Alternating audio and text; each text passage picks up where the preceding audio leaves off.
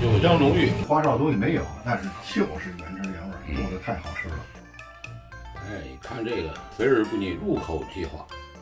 东坡肉，嘿，这是传统菜，大名菜啊！你这个烧法是这个传统烧法啊，锅三层，哎，这玩意儿不错啊，薄厚合适。先燎一下毛，这个燎一下非常好，一个是把毛燎了，另外呢还去腥。火燎可以，把锅烧热了蹭一蹭也可以啊，火燎会更好。火苗子外边温度要比这个锅里边温度稍微高一些，直接可以把毛的根部燎得非常的干净，所以要烧到这种糊的状态。糊了之后一会儿一洗，就变成这种黄颜色。而且烧完黄之后呢，然后一刮还便于这个吸收汤汁当中的颜色，出来的肉皮呢也好看。哎，好了，好了，表面让人起泡泡。东坡肉啊，在杭州、四川这都有，这也都是过去呢苏东坡在那边为官过，而且苏东坡也喜欢美食，所以呢他擅长呢也要做一些菜。想有盛名的啊，在四川是东坡肘子，在杭州是东坡肉。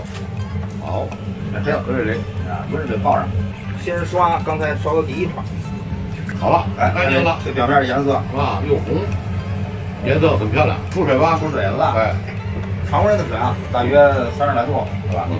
煮肉出水，要让肉当中的一些血水还有异味，它要慢慢的渗出来。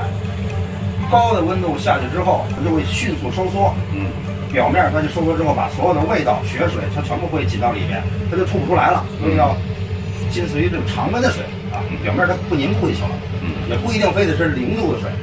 对，加上点黄酒，这得煮一会儿，煮1个来小时。现在呢，葱来块姜，开锅，因为煮熟了、煮透了的。对啊，第一，刚放进去之后煮时间不长，那么用筷子你扎的时候是扎不动的，扎不动的肯定是不熟。那么还有一种情况下，扎完之后它会冒白水。这就证明熟是刚熟，但是没熟透，一定是扎进去之后拔出来，没有多余的水脉冲冒出来的时候，就是证明煮透了。多少来？歇会儿，是吧？歇会儿来，好，你歇会儿。哎，你看这孩子多好啊，好吧？歇会儿。大约我们这2块肉煮了1个小时，差不多了。扎一下，煮的时间不短了。对，嘿，这一扎就透，一定要煮到快递插能透进去，这是一个很关键的点啊。煮熟是一个步骤，是为了让它成型是比较好看，沾一下水。煮的过程当中，它的肌肉会收缩了，那么你再加热，它就不会变形了，所以就出的形状比较好看。大小块呢，跟家里边的您个人习惯来定啊。边子要去一下，边一会儿差，对，差不多肉，看这个，它不会再抽了。这个形儿啊，有时候还得借着这个肉。下边还是一样，下边不整齐。对，讲究不将就。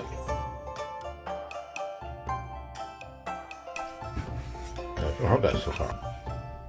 好了，搁这里行了，一会儿回锅肉了。用姜啊，放1个大料瓣，1个大料啊。有这个大料，但是呢，它不影响肉的香味儿，也不压过盖过其他的这调料的味道啊，只是加了一个复合味儿。锅底放油，开始煸小料了。先个大料瓣，姜、葱，慢慢煸到煸出这个黄色。这是什么呀？黄酒，黄酒，倒饮酒，冰糖倒进去，生抽，生抽。白洋菜这个东坡肉啊，它酒香味儿比较浓一点，所以黄酒量稍微大一点。对，突出的是酒香味儿。我把肉放进去，先炖那个皮的地方，是上色，对，它上色。但是一定要注意啊，锅底儿特别薄的，火一大容易特别粘，下面可以垫一个竹篦子呀，隔一下。这个水量不够，还得加点热水。对，要慢锅肉的，加点老抽调一下色啊。酒香浓郁，甜咸适中，是不是？要是不用开锅，这个要这么炖多久？100分钟，1个半小时。对，一定要大火烧，烧完以后，它这肉皮当中胶原蛋白会把这个颜色吸进去，然后就关小火，慢慢的焖它1小时，焖。这就是我们在菜谱当中写到的，就是大火烧开10分钟，然后以小火炖制1小时或者1个半小时。还有一些师傅呢是用这个马莲草给它捆一下，那么这就是防止这个肉啊散掉。那么如果是选这个五花的中部这块儿，还是非常好的，因为它肥瘦相间嘛。如果是靠下边比较软那层五花，它夹起来以后它会很散掉。但是那个硬的这个五花肉这地方，它熟了之后啊，它是紧致的，所以是不一样。所以选肉的时候要用硬五花。哎，得了，关小火，咱们炖上100分钟。等高压锅炖出一样，还有你收汁儿，肉米，二位照着，二位照着。高压锅压多久呢？40分钟正合适。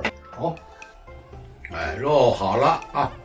筷子轻轻一捅进去，哎，不费劲。别捅了，玉米全是扎眼了。把肉啊捞到一个地方上，避一下，对，避一下，把渣子避出去。汤里边的葱姜都要剪出去。这会儿皮就不能朝下了，一定要朝上了。翻过来，这就收汁了。对，大火收汁，收到剩一半。现在这个原料呢，它这猪皮比较薄，它那个胶原蛋白比较少，所以这个汤汁的粘稠度还是达不到。所以一会儿我们收锅的时候还要适当多滚点搁点芡，这味道不错，这味道啊，味道好极了。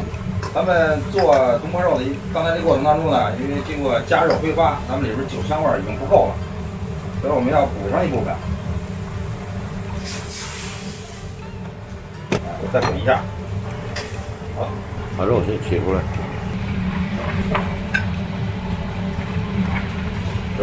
看着，走，正好玩了。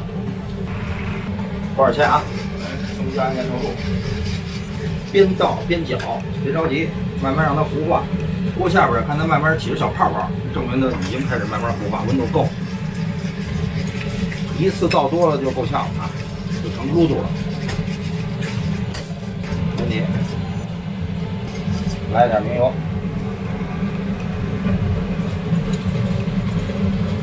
跟我红的锅肉啊，你看下臂一压，哎，散了都。对了，火候正合适啊，没问题，恰到好处。对，哎，你看这个空心馒头，起来肥而不腻，入口即化。二位，嘿，大家爱吃肥的，肥的入口即化呀。但是后边的牙齿有点毛病。这牙吃瘦的吃不了，只能吃肥的。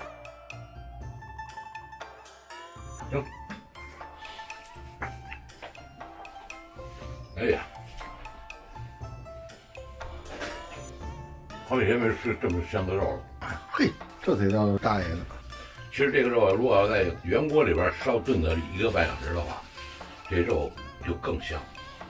但是我们为了节省时间，放到高压锅里头，应该说效果也不错。哎呦，是不是？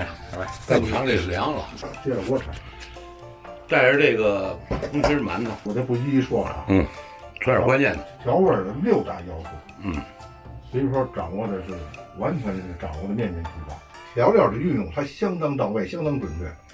你看淡淡的酒香味儿，肉的酥烂，它一切的调料都是为了增加肉的香气味儿。它不是说为了你看有的人就吃料味儿，它不是啊，就一个大料就烧出满满的，就是说这种香气味儿。它最关键的是什么呀？它这个甜鲜味儿掌握的太准了。我告诉你，要不然你南方人太甜，我真不喜欢吃。但是今天它这东西我太能接受，我还能吃一块。